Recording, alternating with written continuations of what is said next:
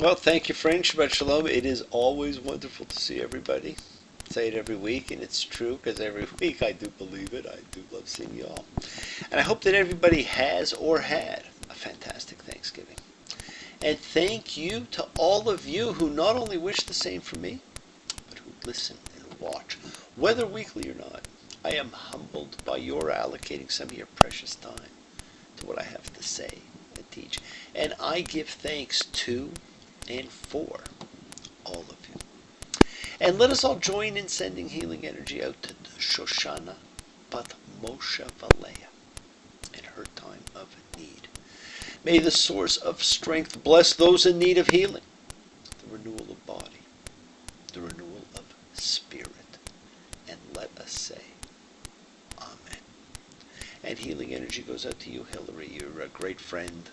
We all love you so much, and we just want you to get better. And this week we will read about another Leah. And it's also nice that while I was in my furry Esau mode, now I am back to my smooth Jacobian self. We all have a twin hidden deep inside.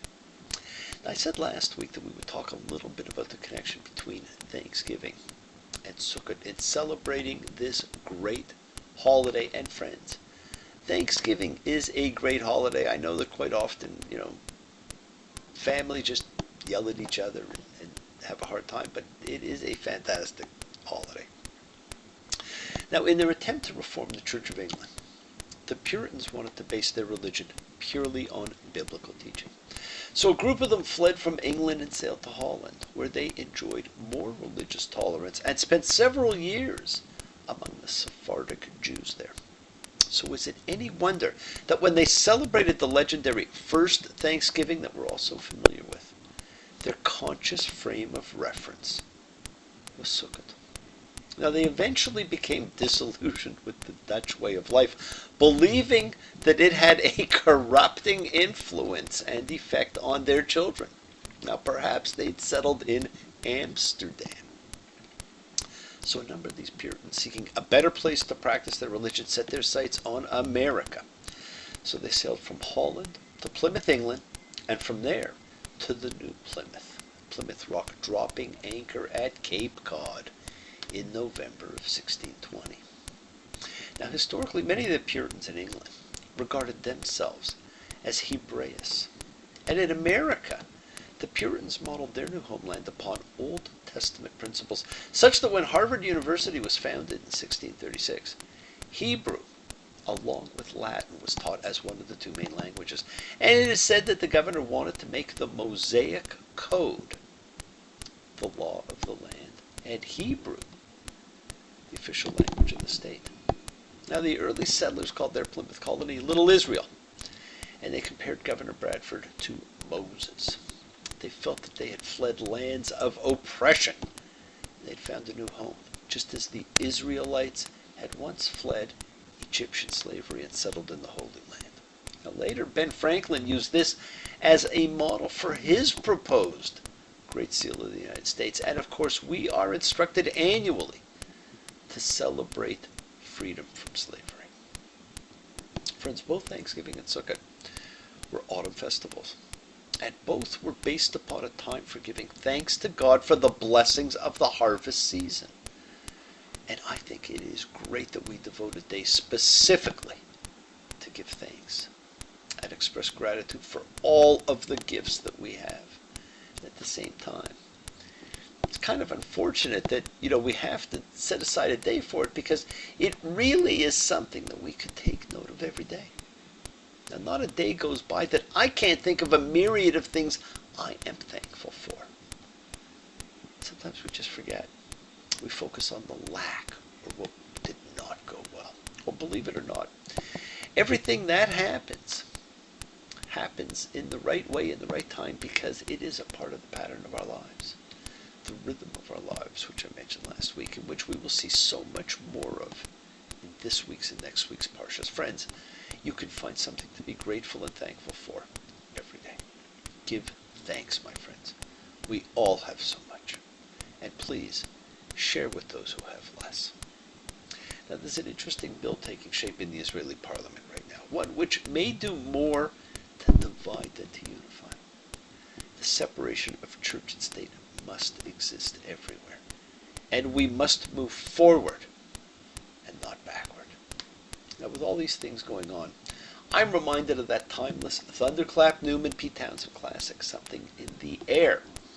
Call out the instigators, because there's something in the air. We've got to get together sooner or later, because the revolution's here, and you know it's right. Speaking of which, have we not learned to stop the wholesale burning, looting, and destruction of innocence? We just had the anniversary of a horrible event that marked the systematic and open destruction of Jewish lives, not just businesses. This week's Ferguson reactions in many ways are no different. Some choose the opportunity to simply create havoc and destruction. How does burning and looting provide a positive move forward or an example of change? I don't get it. To me, it is anger, hurt, and frustration run rampant, and violence, my friends, is never a solution. I think history may show violence ultimately leads to greater repression, and the cycle deepens. All we are saying is give peace a chance.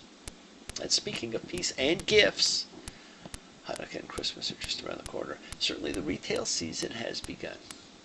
Thoughts are turning to those twin festivals of light and miracles. And I was thinking how nice it would be to see a new green field under the tree. Friends, please celebrate the miracles of your life every day. We're at an amazing section of the Torah. The incidents which have just taken place and which are about to take place are still rippling through the fabric of time. Rebekah tells Jacob to leave because she fears Esau will kill him. So she sends him away. And I guess the biblical editors thought that they were fooling us because they tell us it is under the guise of bride seeking. But friends, it was simply an excuse for his fleeing out of fear for what he did to his brother. And he, like Odysseus, leaves on a 20-year journey of self-exploration. How does it feel to be without a home, like a complete unknown, like a rolling stone? The lessons in this parsha are enormous. They're about taking responsibility and owning up for the incidents we created and which we have to deal with. They must be dealt with. We can be our greatest critic and our worst taskmaster. Some are haunted. I can remember incidents 25, 30, 40, even 50 years ago that would have been long forgotten by history. How about you? Are you haunted at all by things that you said or did all those years ago? I also know people that are practically psychopaths and sociopaths who take no responsibility whatsoever or remorse for anything that's ever occurred in their lives. Jacob actually never demonstrates remorse for any action. In fact, he continues to complain about how he is treated his whole life. Friends, we choose how we are going to deal with situations. We can work to attain our highest projection of self or our basest. The choice is ours. As this week we explore Vayetza, he went out. This is the true beginning of the karmic payback which sets in motion the 400 years in Egypt. And I see that in a few weeks we're going to have the latest film version of the Exodus being released, Gods and Kings, starring the former Batman and American Psycho, Christian Bale, as Moses. And having read some of the things that he and the director have said, I can't wait to see the treatment that this film gives. This week, my friends, we are in for one of the greatest of the biblical lessons in karma and in justification. Our sages have contemplated and discussed several key issues that arise as a result of this. How could Isaac not be aware of the true nature of his twin sons? I love it. True nature. According to who? Certainly not according to what was written. Why did he insist on blessing his apparently wicked son, Esau? Why was it necessary for Jacob to get the blessings intended for his brethren? Remember, friends, it is not the Torah that says that Esau was wicked. It It is our attempt at justification. And questions 2 and 3 are the rights of birth order, which provided not just the physical transfer of assets, but the right of spiritual leadership also. And it is us seeing the brothers as good and evil. But in reality, we end up seeing that Esau was compassionate, does not hold a grudge, and truly loved his brother, while Jacob was conniving, fearful, and faced his karma in episode after episode. But we still try so hard to prove the other. The history of a nation is tied to the brother.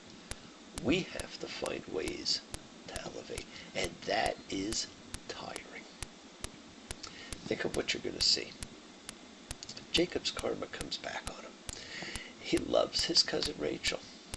He works for her father Laban for 7 years to obtain her hand in marriage, and on the day after the wedding, Jacob finds out that he wed Rachel's older sister Leah instead. And he asks Laban, "Why have you deceived me?" And Laban answers, "It's not done like that in our place, to give the younger one before the firstborn." Wow! Is that not exactly what Jacob did?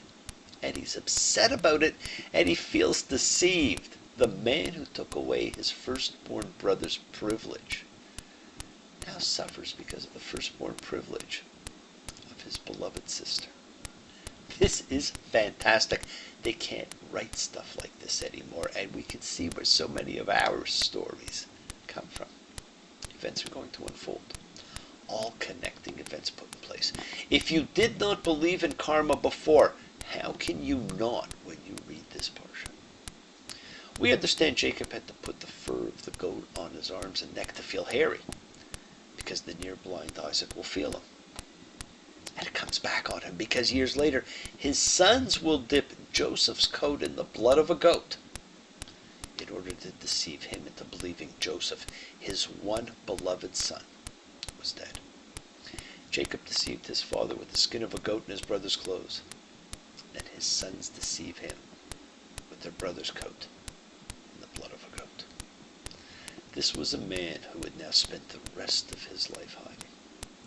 That in itself would be so tiring. As John Lennon sang in Scared from Walls and Bridges, I'm tired of being so alone. No place to call my own, like a rolling stone. He toiled for his uncle. No place to call his own. And there we go with another reference to a rolling stone. And you will see that stones are the language of this parsha in many ways. It's really too bad that this and next week's are not read together, for they do complete each other, and they provide a fantastic picture of life and its lessons. I've just closed my eyes again. Climbed aboard the Dreamweaver train. Driver, take away my worries of today. Leave tomorrow behind. Oh, Dreamweaver, I believe you can get me through the night. Dreamweaver, I believe we can reach the morning light. Friends, we are now about to read the most famous dream in the Bible. Now, Pharaoh's prophetic dreams were pretty good. But this one is magical. Genesis 28:12. A ramp was set up against the ground with its top reaching the heavens. And look, messengers of God were going up and coming down it. And look, the Lord was poised over him, and he said, I, the Lord, am the God of Abraham and your father, the God of Isaac.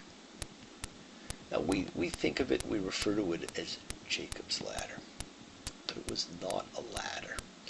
The description was of a Mesopotamian ziggurat, something the people would be all too familiar with, a vast ramp with terraced landings. And how does Jacob see it? He says, this can be but the house of God. And this is the gate of the heavens. It was a gate, my friends. It was not a ladder. It's an incredible dream. We have God, we have angels, the messengers of God. We have beings going up and coming down, and it marks the first of the stone references. And look for the stones in this parsha, my friends. The first stone is a pillow. And Rashi suggested that these types of stones were placed beside the head because they would have been really uncomfortable to sleep on. You think? I have enough trouble with the pillow that I think's too hard. Never mind a rock. I may think it feels like a rock, but these ones are rocks. Now throughout this parsha you will see that stones are Jacob's personal motif. From the stone at his head to the stone pillar that he now sets up commemorating the spot, the pillars that Moses will later outlaw. Then the giant stone upon the well which he will roll away in performing the betrothal ritual. And the pile of stones he will set up to mark his treaty with Laban. Throughout this parsha, we also get tremendous insights into this final patriarch's character. Do we ignore it? He is a suspicious bargainer. He is a wrestler with words and conditions. He had put in place stipulated conditions of sale to the famished Esau. He was leery that it would be found out when Rebekah proposed her plan of deception to him. We are now about to see that he wants to be sure that God will fulfill his side of the bargain before he commits himself to God's service. If the Lord God be with me, and guard me on this way that I am going, and give me bread to eat, and clothing to wear, and I return safely to my father's house, then the Lord will be my God. And. Later he will prove to be a sharp dealer in his transactions with his uncle Laban, and he will scheme again before his final meeting with his brother Esau. What a guy! Okay, he comes to Haran, sees and falls in love with Rachel, his uncle Laban's daughter, that is his cousin. And it of course begins the betrothal ritual, which we are so familiar with. And he rolls away this giant stone from the well to water the herd. And then we have the third of the stone references. And his Homeric feat of strength in rolling away this huge stone single-handedly forms the bookend or counterpart to his mother Rebekah's feat of carrying up water for 10 thirsty camels when she performed the betrothal ritual. And he tells Laban that he will work 7 years to marry Rachel. The payback begins. Many have described this as Laban's deception of the great deceiver. Jacob served 7 years for Rachel, and they seemed in his eyes but a few days in his love for her. And Jacob said to Laban, "Give me my wife. My time is done, and let me come to bed with her." And Laban gathered all the men of the place and made a feast. When evening came, he took Leah, his daughter, and brought her to Jacob, and he came to bed with her. And Laban gave Zilpah, his slave girl, to Leah, his daughter, as her slave girl. And when morning came, look, she was Leah. And he said to Laban, "What is this that you have done to me? Was it not for Rachel that I served you, and why have you deceived me?" Laban said, "It is not done thus in our place, to give the younger girl before the firstborn. Finish out the bridal week of this one, and we shall give you the other as well for the service you render me for still another 7 years." Friends, it has been clearly recognized since late antiquity that the whole story of the switched brides is a meting out of poetic justice to Jacob. The deceiver deceived, deprived by darkness of the sense of sight, as his father is by blindness, relying, like his father, on the misleading sense of touch. Boom! Karma.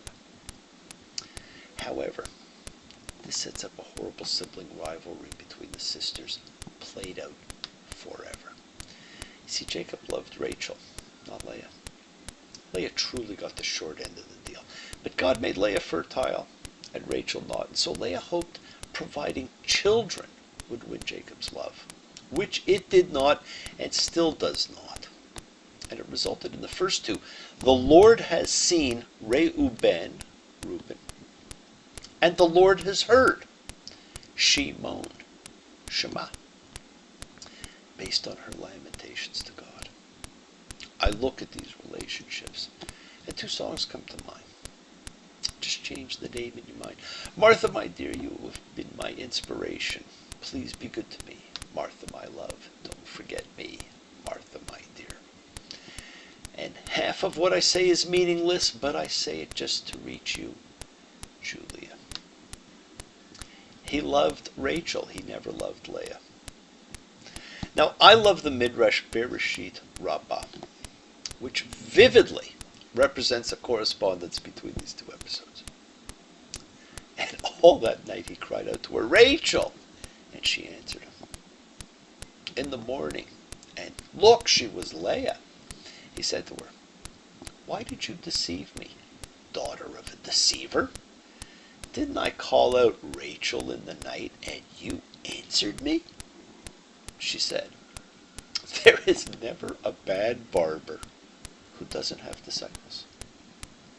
Isn't this how your father cried out Esau, and you answered him? The whole story is great. And I love the Esau part. Right? It really hits home, and it says what it is. But I love the bad barber with disciples part too. Like the story about the kids' table at the Last Supper. Friends, this parsha is the epitome in karma and relationships. Spousal, sibling, generational.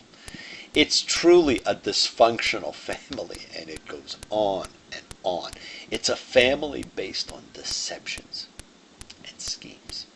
Leah trades mandrakes for the right to sleep with Jacob, buying him like the lentils bought Jacob the birthright. Jacob makes a bargain with Laban regarding the speckled flocks, and through trickery, he makes sure that Laban gets the feeble ones. Rachel steals and hides the family teraphim, and through her own deception, keeps them hidden. And in so doing, writes her own karmic death sentence. And friends, in what almost seems like a throwaway line, when Jacob is arguing with Laban, we get an incredible snapshot of a family's belief system. Were it not that the God of my father, the God of Abraham, and the terror of Isaac was with me, you would have sent me off empty-handed. The God of Abraham and the terror of Isaac. What must have Isaac put in his children to warrant that appellation? What effect did the near sacrifice actually have on him? This is the only description of God this way in the Torah. And it unsuccessfully prompted some biblical scholars to argue that the name has nothing to do with terror or fear. But friends, we see that Jacob is governed by fear his entire life, crippled by it almost. And he never once uses the Semitic term for God, Elohim. Instead, when he thinks of the God of his father Isaac, he senses something ominous, awesome, and frightening. The Parsha ends with the beginning of the reunion, and that, my friends, is a fantastic conclusion to this. And like I say, it's too bad we didn't do the two of them at the same time, but it's way too much to do at once. So next week we'll get to enjoy that one. Instant karma is going to get you, going to knock you off your feet. Better recognize your brothers. Everyone you meet. Why in the world are we here? Surely not to live in pain and fear. Why on earth are you there when you're everywhere? Come and get your share. Miss you, John. Thank you for joining me, my friends. Come and get your share. Give thanks, love your family, be well, be happy, be thankful, be grateful, be blessed, and share those blessings. And I look forward to seeing you all next week. Love you all. Shabbat Shalom. Have a fantastic Thanksgiving. Blessings. See you again soon. Take care. Bye.